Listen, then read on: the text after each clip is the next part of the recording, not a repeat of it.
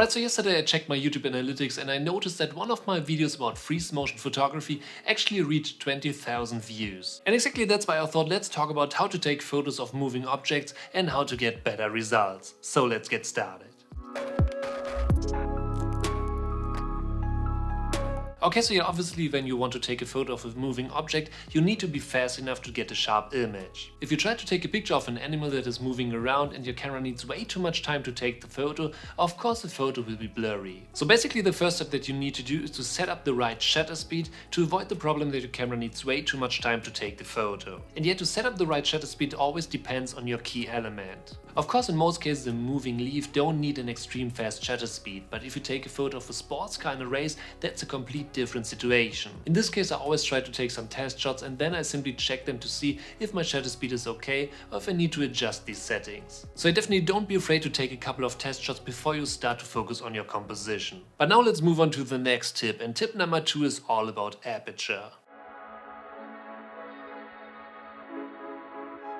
Of course, if you use a fast shutter speed, it will make your image way darker, and in most cases you try to compensate that by adjusting the aperture to make the image brighter again. But if you use an aperture of 1.8 for example, this will increase the bokeh in your image, and that means less in your image is in focus. So in the end it's actually possible that parts of your key element won't be in focus anymore, which can be really bad. So if you notice something like that, you maybe need to increase your aperture settings to get your key element completely back in focus. But yeah, as I already mentioned, if you use a fast shutter speed and a high f-stop number, this will make your overall image darker. But exactly in low light situations these settings can create some problems, and that's why we need to talk about ISO next. Of course everyone says only use that much ISO that you need to take the photo, and exactly that's it. That doesn't mean that you can't use higher ISO settings to compensate your shutter speed and aperture settings. So in this case I highly recommend to check out how much ISO you can use until you notice a huge loss of quality in your images. To do that, just simply put your camera on a tripod as an example and take photos with all kind of ISO settings until you have a couple of test shots that you can check in your editing software. That's in my opinion the easiest way to figure out how much ISO you can use until you notice a loss of quality.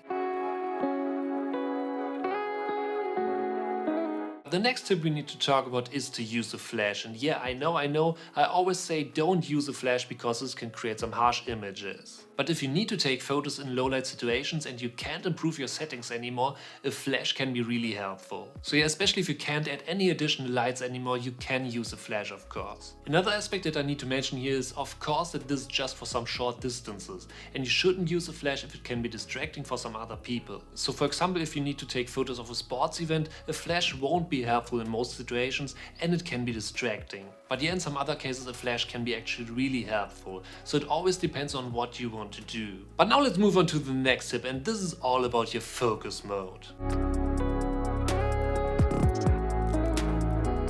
The right focus mode is actually something that is really important because if you try to freeze the motion, your focus needs to be on point. And exactly that's why I highly recommend to use the continuous shooting mode of your camera. Because in this case you can use this to keep the focus while the key element is still moving around. So for example, if you have a good face detection autofocus like the one of the R5 here, you can use it to get some awesome images because it will keep the key element in focus all the time. So actually double check your own camera settings to see if you can adjust them to make it easier for you to take these photos. But yes, so far these are a few more tips that you can use to take some sharp photos of moving objects. So thank you for watching, I hope you enjoyed this video, and if you're new, don't forget to smash that subscribe button to stay updated for upcoming videos, and I'll see you in the next video.